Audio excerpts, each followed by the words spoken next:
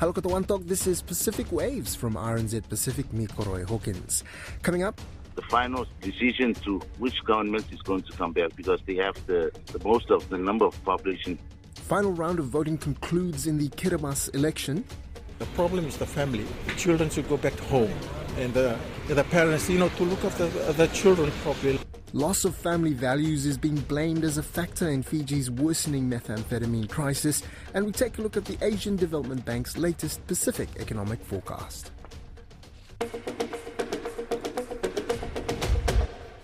Voters in Kiribati are awaiting the final results of the runoff round of elections on Monday. 25 of the 45 parliamentary seats were confirmed in the first round on Wednesday last week, with those candidates securing more than a 50% share of votes. The remaining seats are to be divvied up among the highest polling candidates in each electorate. A local resident in Tarawa, Tulua Sinau, says candidates from the incumbent government did well in Outer Island seats first round, but he says the runoff election contest for seats in the capital is much tighter. Yes, there's a bit of party competition between the candidates, and we can see that the government, which is the Kiribati party, is taking the lead right now with only two member parties which did not make it during the first round. And in terms of the rest of the field, who else is doing well? I understand a few independents in the mix, but is the other party, how is the other party faring? The other party, the opposition is still trying its best. And there's hopefully that in Tarawa, which had all members of the government party during the last government, and they're hoping for an opposition member during this election. In terms of the results, it took a bit of a while for the first round of results to come through. Is it going to be late nights again, staying up listening to the tally over the radio? What's the likely process for counting? Yes, during the first round they had a tough counting because most of the representatives from the candidates were not happy about the first tally reading. And so there had to be numerous recounts. And compared to this second round, they're hoping for a much more improvement with the counting. And they're trying to avoid the mistakes they made during the first counting. Once all the results are in, what happens next? Do we have a sitting date for Parliament to resume? That I am not sure about that yet. But what I do know that this is the final election day. So whoever comes, the first candidates that made it will be counted as the new MPs to each particular island. Now, we know that a lot of the seats are in urban areas that are contested. What about in the outer islands? Are there any contested seats in the outer islands, or have they all been declared? Yeah, there's still, most of the islands are still going for the second round, while some have declared the winner for the first election. What do people care about? What are people talking about? What are the election issues for people this election?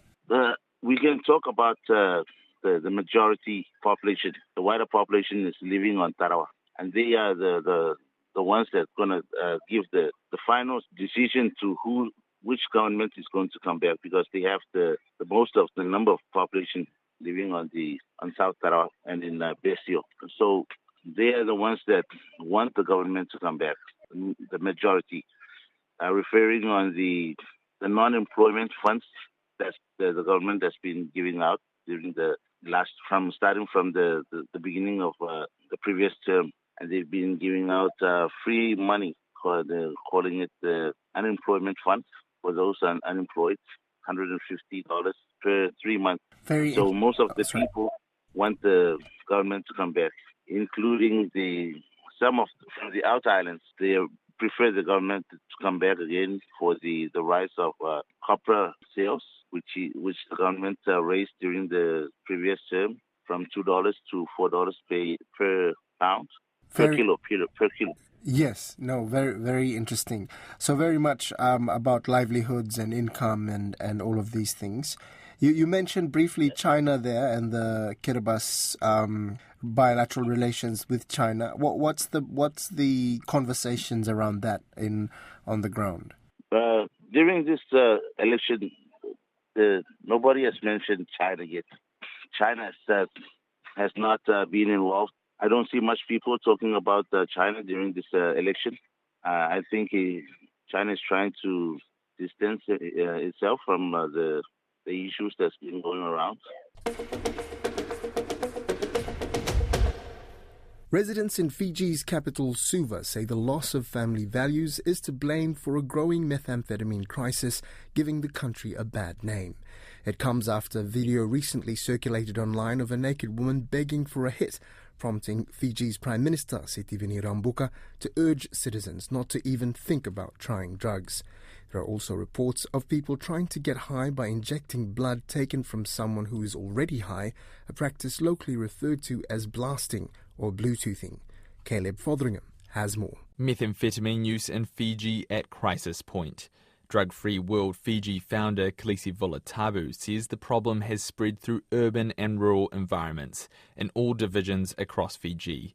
She says every second or third person in Fiji would know of someone who uses meth. If it's not within their own family, they know of someone that actually has gone through that crisis. Whatever substance they go through, it could be anything from the Bluetoothing or sharing of needle, cocaine, heroin, inhalants, the sniffing of glue. Ms. Volatabu says the bizarre practice known as Bluetoothing or blasting doesn't work, but people believe they will get a great or different high from doing it. They are literally putting themselves literally on the line here every time, and they don't understand what they're doing. On the streets of Suva on a busy Saturday morning, the Vitalai Tamani Tuakula says the drug situation is getting worse. By looking at the people, especially the young kids, the young people of nowadays, I can see them through the way they act and even their faces. Once you look at their face, you can identify them, They're high. Mr. Tamani Tuakula says young people are loitering in the city when they previously would have been in the villages. He blames the problems he sees on a departure from traditional family values. The problem is the family. The children should go back home, and the parents, to look after the children properly, to discipline them. Pauline Doris also thinks parents have a bigger role to play. I think the parents should be more alert on their children's behaviors, what they do in school and what they do outside of school. So I think it's also the responsibility of a parent to make sure that their child doesn't get involved in those things. Chital Devi says they have been receiving regular updates through social media about police drug busts. She says the problem is getting worse and affecting school-aged children as well as older people. If students are getting into it, it will harm their mental health and they will not end up anywhere. They have no future. They will not know what responsibility is. Misaka Tabor says Fiji should be the first one to stop the problem before it goes out to small island states. He says it's given Fiji a bad image. We're concerned about the young people because it destroys their mind when they should have been in college or in school. As well as the drug crisis, cases of HIV/AIDS have been on the rise in Fiji. Last year, the country had 82 HIV/AIDS deaths, with 415 new cases. In 2022, there were 245 cases of the disease and 151 in 2021.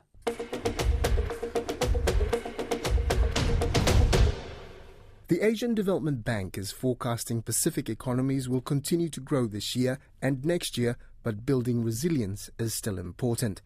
The latest issue of the bank's Pacific Economic Monitor projects economic growth of 3.3% in the Pacific for 2024, increasing to 4% in 2025. I spoke with the ADB Associate Economics and Statistics Analyst, Kara Tinio, about the latest outlook and if there's been much change since the last prediction. Yes, I would say so. For one thing, our December issue showed forecasts only up to 2024. The ADB forecasting exercise covers that year and the next year. So ours, of course, now it's been extended. It now covers up to 2025. I don't think there has been a substantial change. We still do expect growth to continue in the Pacific this year, and there hasn't been much of a change in the expected magnitude of growth, I believe, in 2024. So we are looking at it now to be 3.3%, and then it's going to pick up to 4.0% in 2025. The biggest message coming across in your release is that resilience, an emphasis on resilience. Why is that still the main thing here? Well, the theme of this issue, which was a very, very interesting suggestion from one of our team members, was building resilience the Pacific way. Mainly, it's because as much as growth is continuing in the Pacific, our economies remain highly vulnerable to shocks. So every year we hear about a cyclone or two at the very least hitting one of the Pacific economies, and these things, given the size of these economies, they can set back growth quite a bit. So, the impacts of climate change and disasters, the massive changes in international commodity prices as well, given that so many Pacific economies are so dependent on imports, that could affect, of course, the cost of living in these places, as well as, access to inputs to production and construction that also help provide growth, economic growth in these countries. So I guess the message of this issue is to help maintain the focus on ensuring that our countries continue to focus on building resilience to shocks in order to safeguard this recovery that's begun after the tapering off of the COVID pandemic, and to ensure that it remains we sustain positive growth over time for the benefit, of course, of the people living in the Pacific. And you have some quite specific examples or articles in this monitor report of some aspects of building resilience in some of these countries. Did any in particular you want to highlight? Well, I think that I guess I'll go with one of the very timely ones. So, as you can see, we covered many aspects, from of course, climate change and disasters. That's always a big one. As well as fiscal resilience, because the public sector is a large part of many of these Pacific economies, as well as, of course, a key driver in helping to promote and sustain growth in the economies. But I think the one that struck me the most, I guess, would be the country write-up on Vanuatu. So, earlier this year, Air Vanuatu, I think it entered liquidation. I'm not super well versed on the details of the situation, but it happened just last May, and for us to be able to highlight this in this issue of the Monitor, I think really speaks to how closely our team monitors the situations across our Pacific developing member countries. And given that Vanuatu it's a archipelago and very highly dependent on tourism for economic growth. Of course, the situation with Air Vanuatu, the suspension of its operations in May, would have very serious implications, of course, on sustaining tourism as well as maintaining connectivity. And, given that Vanuatu is also very highly vulnerable to disasters and climate change, connectivity is key, especially if there are events in more remote parts of the country. You need to be able, of course, to get aid to them as quickly as possible, and air travel would play a huge part on that. So of that. So I think the thing that I really liked here is there were reports of course, other regional carriers jumping in to fill the gap. So we have Fiji Airways, I think, increased the size of its fleet going to Port Vila, and Virgin Australia, for instance, increased the number of flights. Among others, of course, I think Nauru and Solomons also got involved, and there was also a report here about a private company offering chartered flights from Port Vila is also working to regularly schedule domestic flights. So I think it really speaks to the community spirit of the Pacific, for one thing. For, I think all the things that I noted about Vanuatu's vulnerability, dependence on tourism, other countries they're in the same situation. They have some understanding of how important being connected by air is to Vanuatu. So they came in to help to keep tourism going, and while the situation domestically is still being resolved. So that spoke to me. It was the quickness and the community spirit of working to find a solution, and then also the opportunities that this has now. As I mentioned, there was a private sector company that's looking now to provide regular domestic flights. So, I think what happens to Air Vanuatu in the future, it's still being determined, of course. But for this opportunity to come up for a private sector company within the country as well, I think that's also something that speaks to, I think, the ability the opportunities that the situations in the Pacific can have, and how responsive you can be, of course, given the proper support from government, for instance, to enable a private company such as this to play a bigger role in the sector. The story just really struck me, and there are many moving parts. Resilience, as you mentioned in this issue, it covers there are many aspects, so many dimensions, and they kind of link together. So this was, well, I guess one striking example for me that shows Pacific resilience and how countries work together to find a solution.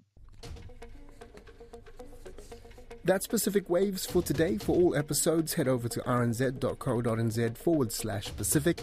We're also on Spotify, Apple, and iHeartRadio.